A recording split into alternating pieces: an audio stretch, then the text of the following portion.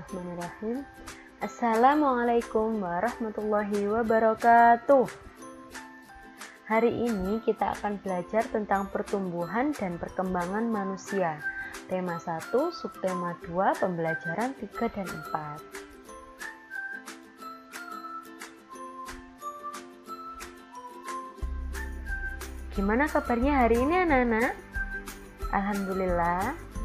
Iya, alhamdulillah.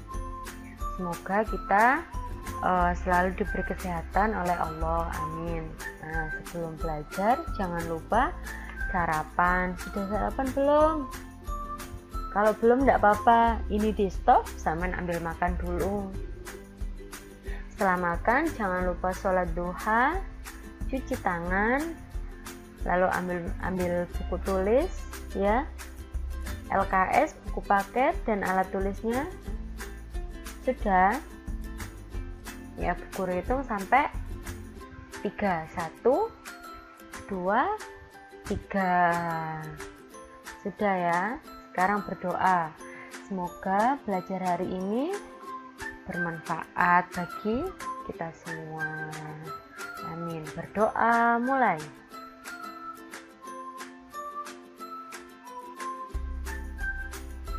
Selesai.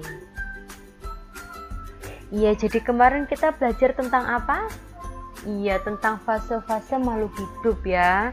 Dari bayi ke anak-anak, remaja, dewasa, lanjut usia. Sekarang kita belajar tentang pertumbuhan dan perkembangan. Nah, supaya tumbuh kuat dan sehat, kita harus rajin berolahraga. Nah, sekarang sebelum belajar, ayo olahraga dulu. Ayo anak-anak berdiri semua, ayo. Deg ji deg be ngadeg siji ngadeg kabeh ya. Ini bu guru putar ya. Berdiri semua, ayo. Sudah berdiri?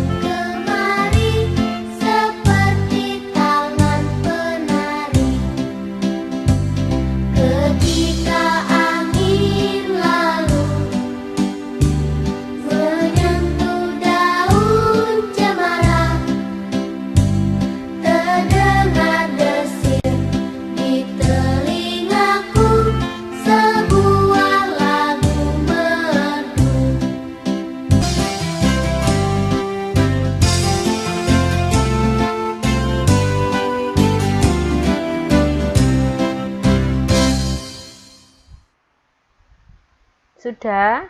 Diulang lagi? Ya, diulang 1 kali lagi ya. Setelah itu belajar. Ayo, sudah berdiri ya.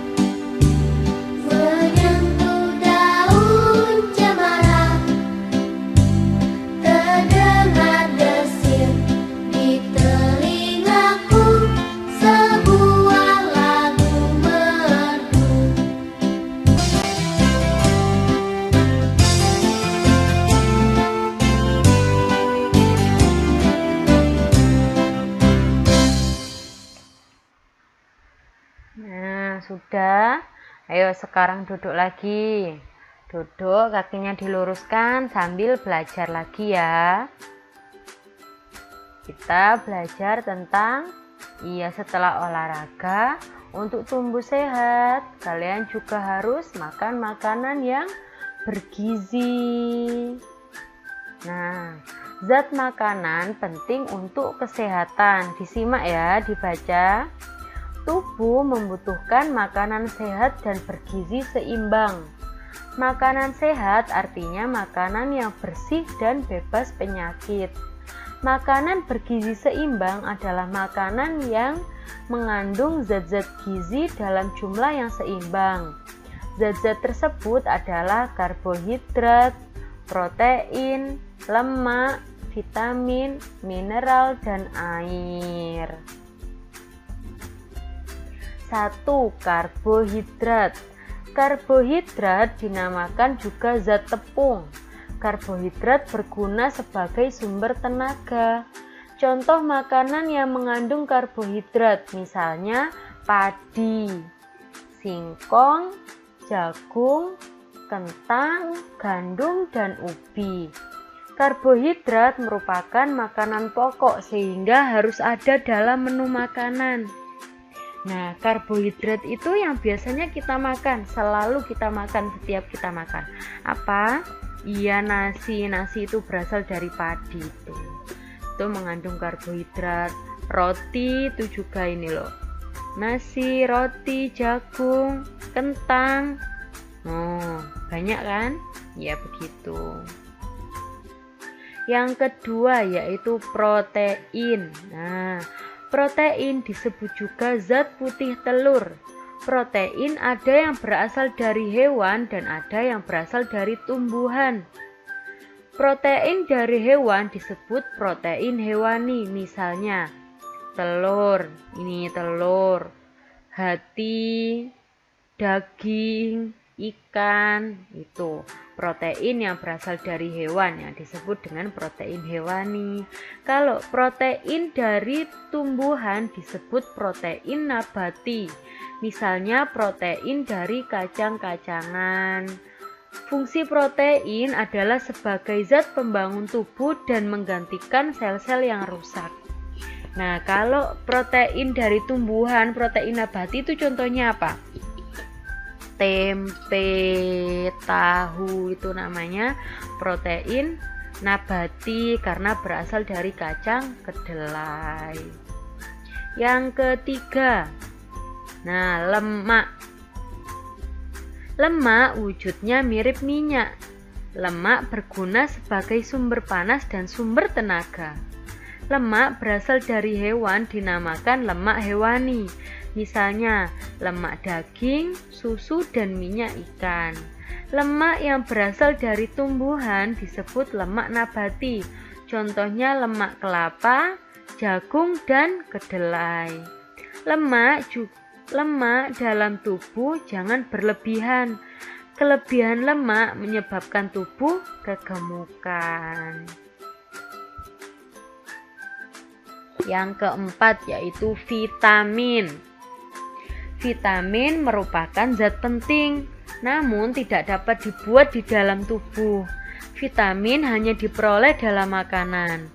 Vitamin berguna sebagai zat pengatur dan menjaga ketahanan tubuh. Vitamin ada beberapa macam, diantaranya vitamin A, B, C, dan vitamin D. Vitamin A berguna untuk menjaga kesehatan mata. Kekurangan vitamin A menyebabkan penyakit rabun. Nah, vitamin A itu terdapat pada makanan wortel, pepaya, dan tomat. Lalu vitamin B. Vitamin B ini berguna untuk mencegah penyakit beri-beri dan busung lapar. Vitamin B terdapat pada beras dan sayur-sayuran. Vitamin C. Vitamin C berguna untuk mencegah penyakit sariawan, gusi berdarah, dan pendarahan usus. Vitamin C banyak terdapat pada jeruk, tomat, dan buah-buahan yang rasanya masam. Vitamin D disebut juga antirakitis. Kekurangan vitamin D menyebabkan penyakit rakitis, yaitu tulang menjadi rapuh. Makanan yang mengandung vitamin D antara lain mentega, minyak ikan, dan kuning telur. Sinar matahari pagi juga membantu pembentukan vitamin D. Jadi vitamin A tadi apa aja? Iya, seperti wortel, tomat, pokoknya diingat-ingat vitamin A itu. Kalau kekurangan vitamin A itu sakit mata. Kekurangan vitamin B sakit beri-beri. Kekurangan vitamin C itu sakit sariawan. Kekurangan vitamin D itu menjadi tulang menjadi rapuh. Yang kelima, mineral dan air. Mineral merupakan zat anorganik yang terkandung dalam makanan. Mineral yang diperlukan dalam tubuh misalnya zat besi, yodium, zat kapur, dan fosfor. Mineral banyak terdapat pada sayur-sayuran dan garam. Fungsi mineral untuk memelihara proses di dalam tubuh. Selain mineral, tubuh juga membutuhkan air dalam jumlah yang cukup. Air diperoleh dari air minum. Kita harus minum paling sedikit 5 gelas sehari. Fungsi air dalam tubuh adalah untuk melarutkan zat, menjaga suhu tubuh, dan membentuk cairan tubuh. Nah, sekarang dibuka LKS-nya. Ada tugas. Buka buku LKS halaman 35. Kerjakan lembar kerja siswa Romawi 1 dan 2. Ini ada gambarnya. Lembar kerja siswa Romawi 1 ini. Dan Romawi 2. Sekalian yang ini cuma memberi tanda centang ya. Dikerjakan. Sudah ya, lanjut ya. Nah, ada tugas lagi. Buka buku baliknya, tadi halaman 35, sekarang halaman 36. Baliknya sudah dibalik. Nah, kerjakan lembar kerja siswa Romawi 1 dan 2. Ini, Romawi 1 pasangkan dengan hasil yang sesuai, dijumlahkan. Kemarin kita sudah belajar tentang penjumlahan, dengan teknik menyimpan. Sekarang ini, ayo sampean kerjakan lagi biar semakin ingat caranya. Sama yang Romawi 2 ini soal cerita. Nanti sampean susun lalu sampean jumlah. Sudah, lanjut ya. Nah, ini ada teks percakapan. Ya, sarapan itu penting. Bel istirahat sekolah telah berbunyi. Dion, Mila, dan Fikri keluar kelas. Mereka akan bermain di halaman sekolah. Tiba-tiba Fikri mengeram kesakitan. Ia memegangi perutnya sambil merintih kesakitan. Yang warna abu-abu ini Fikri, yang warna merah Mila, yang warna biru Dion ya. Fikri berkata, "Aduh, sakit." Mila, "Kamu kenapa, Fikri?" "Perutku sakit dan badanku terasa lemas." "Pasti kamu tadi belum sarapan ya?" "Iya, Dion, tadi saya terburu-buru jadi tidak sempat makan." "Fikri, makan pagi itu penting untuk menambah tenaga saat kamu beraktivitas. Jadi jangan mengabaikannya." "Iya, Fikri, kalau kamu tidak makan pagi, maka tubuhmu akan lemas setelah beraktivitas." "Begitu ya. Baiklah teman-teman, setelah ini aku akan makan pagi secara teratur." "Makanlah rotiku ini, Fikri, agar perutmu terisi." "Terima kasih, Mila." "Sama-sama, Fikri." Nah, ayo sekarang dijawab bersama-sama. Apa yang terjadi pada Fikri? Fikri kenapa? Iya, Fikri perutnya kesakitan. Mengapa hal tersebut bisa terjadi? Kenapa? Karena Fikri belum sarapan. Ayo sekarang saya menulis ya di bukunya ditulis, kita bahas bersama ya. Apa pesan Mila terhadap Fikri? Mana pesannya? Ini. Fikri disuruh sarapan setiap hari. Iya, karena ini loh. Makan pagi itu penting untuk menambah tenaga saat kamu beraktivitas. Jadi jangan mengabaikannya. Jadi Fikri tidak boleh mengabaikan sarapan. Apa yang diberikan Mila pada Fikri? Apa yang diberikan Mila pada Fikri? Ayo. Iya, ini loh. Roti. Mengapa sarapan itu penting?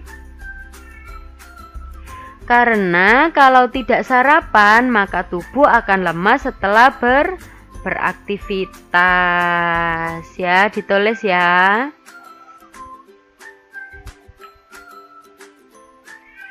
Nah, sekarang ada tugas lagi. Tugas hari ini agak banyak ya.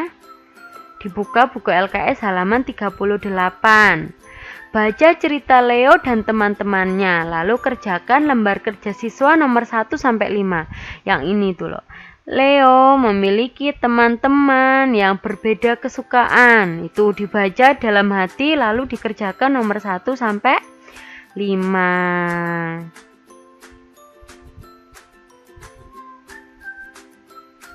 Nah, sudah ya. Jangan lupa dikerjakan tugasnya. Tadi ada 3 tugas. Apa saja itu? Nah, itu dikerjakan. Sekian pelajaran hari ini. Semoga bermanfaat. Kurang lebihnya saya mohon maaf. Wassalamualaikum warahmatullahi wabarakatuh.